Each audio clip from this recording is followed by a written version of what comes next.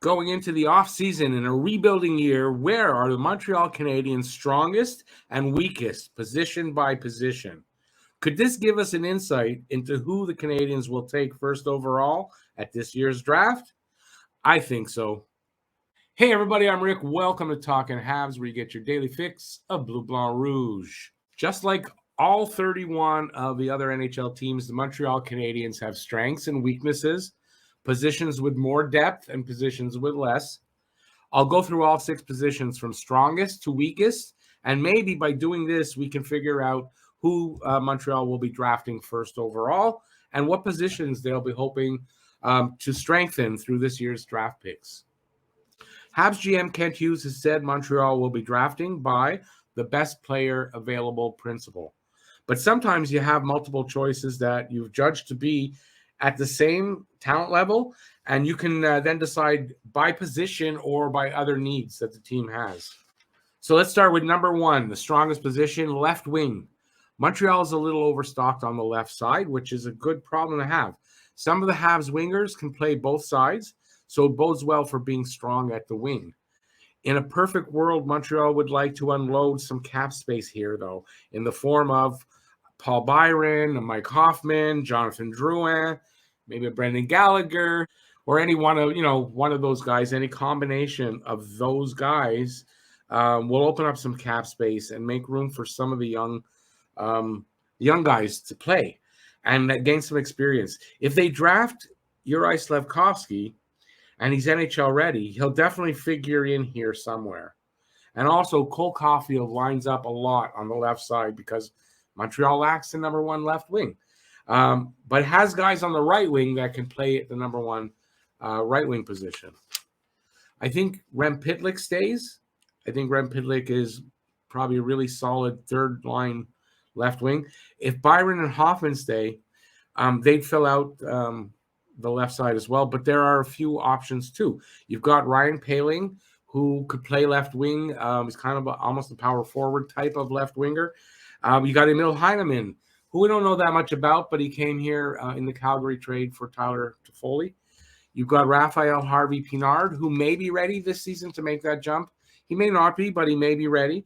And you've got Jesse Alonen, who had, I think, 14 games last season, which was a good look at him. And I believe Alonen can play either wing, and you could get a shot here.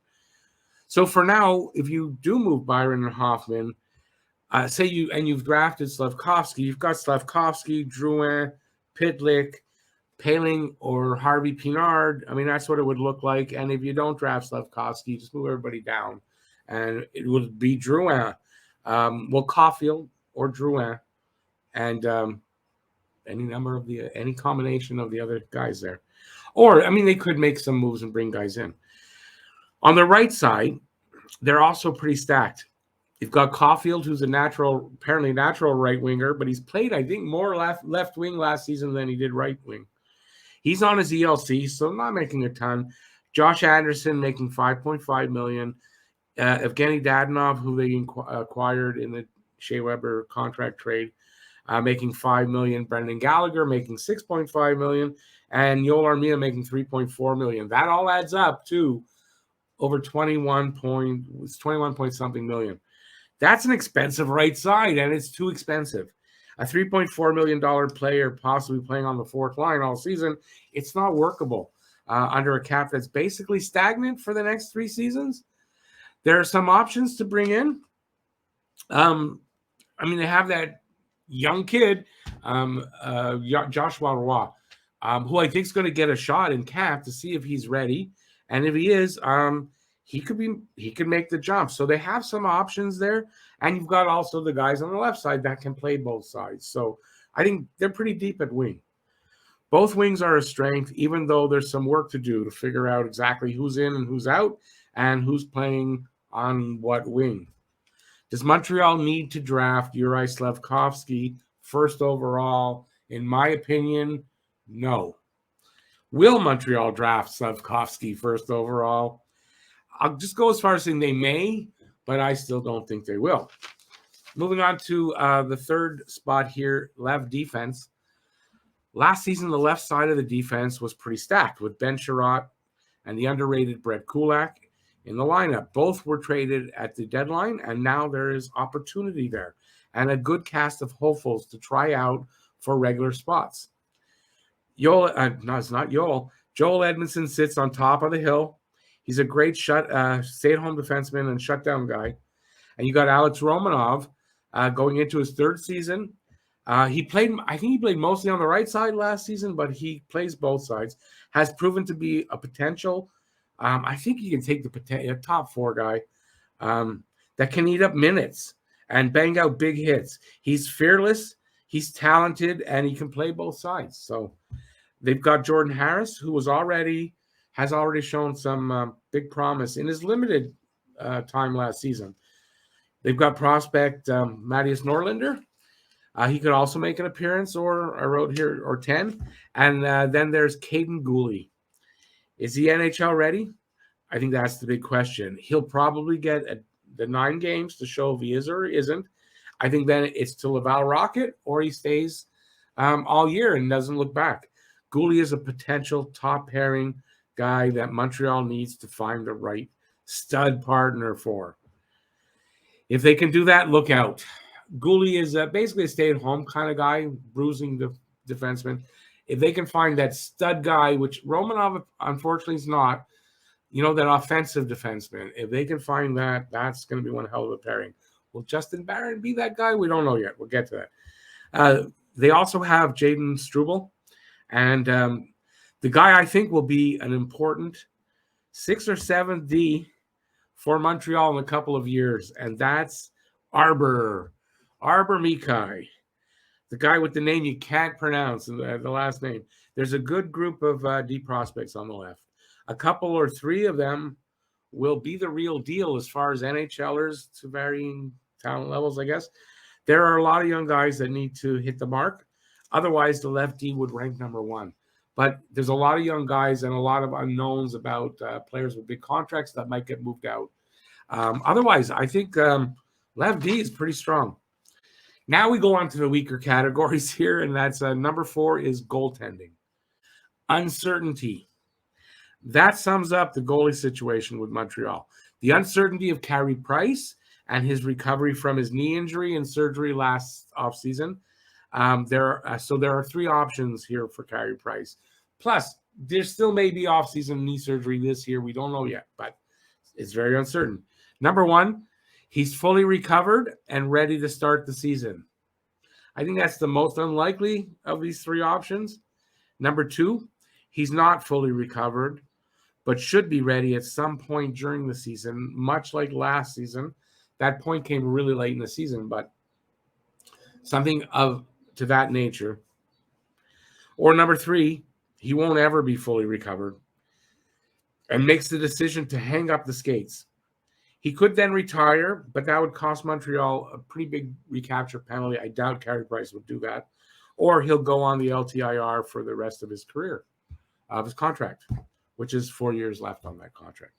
With the situation up in the air like that, it puts Montreal in a difficult situation. Do they go with Allen? That's Jake Allen, who breaks down under the workload of a number 1 starter. And you can maybe say some of that, the injuries last year was that workload. He played a lot of games in a row, and literally the body broke down. Or they could look for a legitimate starter to bring in. Do they sign Sam Montembeault and maybe split time with Allen, which is what I really see them doing? If Price is coming back at some point, how do they manage his $10.5 million contract on the cap? So they if he's coming back at some point during the season, they gotta have room for when he comes back to have the space for that contract. They have Primo in Laval, but he needs more time there, maybe 2-3 more seasons. From what I hear, their original plan for him was 200 AHL games. He hasn't hit even 100 yet. He's got some time to go down there in the AHL if they stick to that plan. They have some young prospects also in Joe Verbetic, Frederick Dykau, and Jacob Dobis. But they won't be ready for a while yet, and that's if ever, because, goalies, you don't know. And yeah, it could take a while yet for one of these guys to be, he's going to be starting and he'll be our new starter or whatever. It's just not going to happen for a while. The silver lining here, though, in my opinion, is that the uncertainty in net should help to keep Montreal in a good position for a shot at the number one pick next year, and that number one pick will be Connor Bedard. There will be some generational players there as well at the top of the next draft. So this could help Montreal get in to 1, 2, or 3 for the draft pick and get at least, a really solid, maybe generational player right there. Moving on to number 5, right defense. Just 2 seasons ago, right D was a position of strength for Montreal with Shea Weber and Jeff Petrie leading the way. Weber's gone to injury and retirement soon, and also to the Vegas Golden Knights and the LTIR over there. And Petrie has asked for a trade, and I believe he will get his wish. That will leave veterans David Savard and Chris Weidman.